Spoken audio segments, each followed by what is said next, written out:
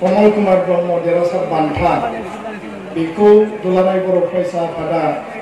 बबे समनिफ्राय आरो मा थांखिजों जों होबोदों बेनि सायाव बुंनो लादों। जों बयबो मिथिगौ बर' हारिया गोबां जेंनाजों गोबां थासारिजों जोङो दावगाबोबाय। बर' हारिनि जारिमिनाव गणतान्त्रिक सोमावसारनायजों लोगोसे गोबां रोखोमनि सोमावसारनाय बर' हारियाव जाबोदों आरो बे मोनफ्रोमबो सोमावसारनायजों बर' हारिया गोदान गोदान थासारिजों थांना थानो थाखाय जुजिनो थाखाय बर' हारिखौ गेरेमसा माहारि खालामनो थाखाय जोङो जुजिनायजों जोङो मोनदांथिखौबो मोनदों आरो बे गासैबो जांख्रिखांनायनि आन्दोआव बर'नि बिफा बड'फा उपेन्द्रनाथ ब्रह्म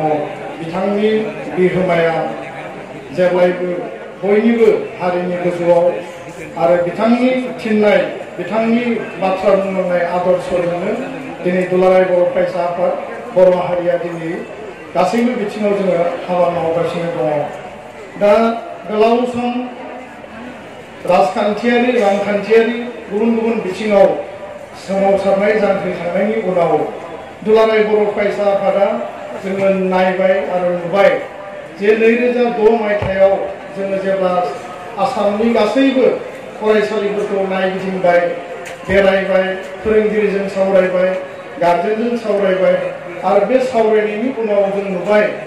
आरो जों मोनसे सेन्सास खालामबाय जे मात्र 30,000 बर' फरायसाफोरा मेट्रिकआव क्लास 10 नि आनजादखौ जेब्ला होबाय होनायनि उनाव खालि 66 स्टुडेन्टआल' फार्स्ट डिभिजन गिबि थाखोआव उथ्रिसारनो हादों आरो बिथांमोननि पार्सेन्टेजआबो जोबोद खम 70% बै समाव बारनो हायाखै आरो बिनिखायनो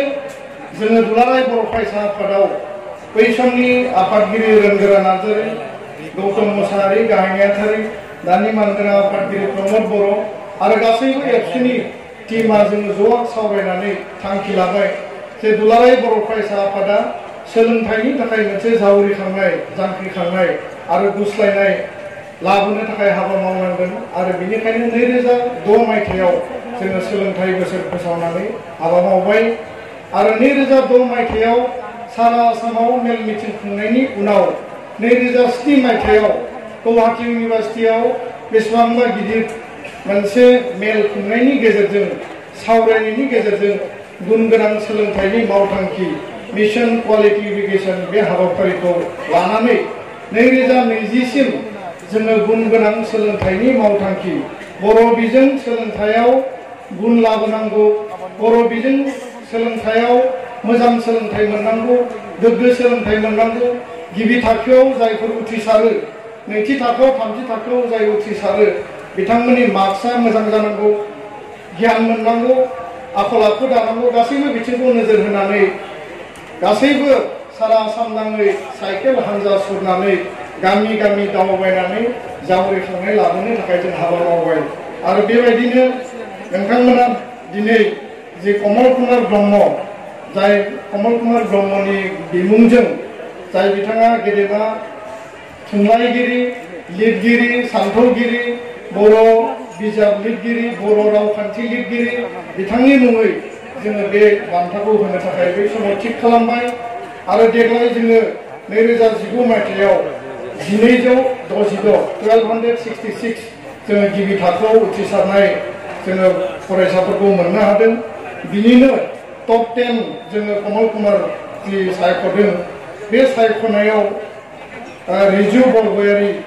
इउएन एकाडेमि क'क्राझारनि बिथाङा 94.16 जौखोन्दो मोननो हादों नाथाय जोङो आसामनि टप 10 खौ जों जेब्ला नायबाय जोङो नुदों जे 97 जौखोन्दोआनो आसामनि टप 10 नि लयेस्ट काट अफ मार्क सिगाङाव 94 आबो काट अफ मार्क जायोमोन नाथाय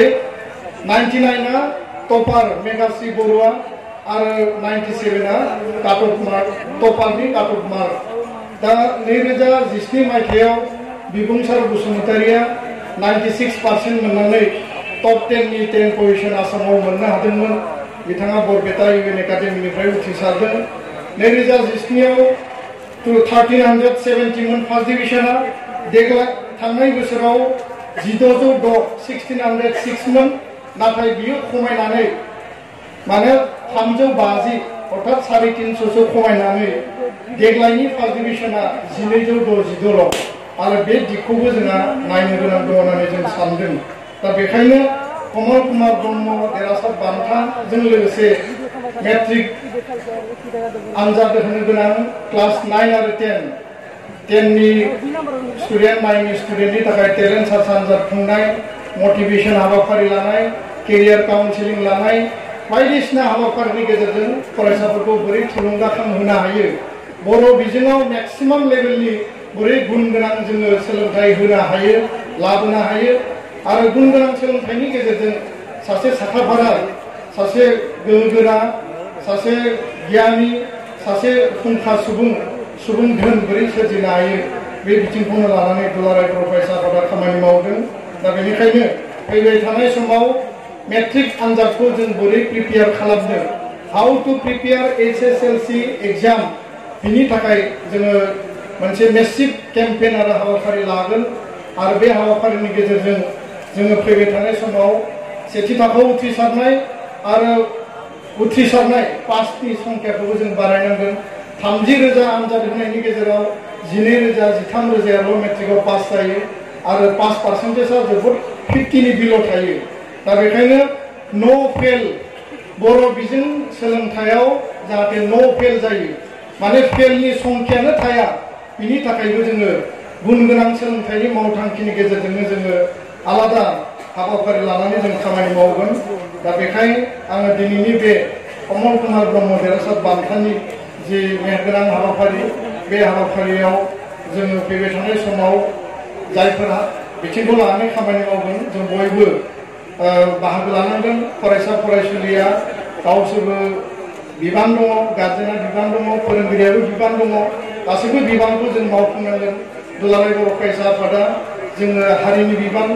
सामाजिक बिबान बेखौ जों मावफुंगोन आरो बेजों लोगोसे फैबाय थानाय समाव जोंनो जे आलादा बिथोनगिरि नांगौ सेपारेट डाइरेक्टरेट नांगौ जोङो सम मथे लेखा मोननांगौ मोजां टिचार मोननांगौ जोंनि फरायसालिया दाबो प्रभिन्सियेलाइज जायाखै जोंनि गोबां फरायसालियाव दाबो टिचार गैया ट्रेन टिचार गैया टेट टिचार गैया जोंनि फरायसालियाव 0 टिचार जोंनि फरायसालिया सिंगल टिचार नांगौ बायदि लेखा जोङो बायनानै मोना रेफारेन्स बुक बायनानै मोना बे गासैबो बिथिंखौ लानानै सरकारजों जों जुजिलांगोन आरो फरायसा फरायसुलि गार्जेन फोरोंगिरि बयनिबो बिबानखौ जाहाथे जों मावफुङो बेखौनो मिजिंथिनानै दिनैनि जि कमल कुमार ब्रह्म देरहासार बान्थानि गुबै जि बाथ्रा बुंथिनाय आं बेखिनियावनो फोजोबबाय।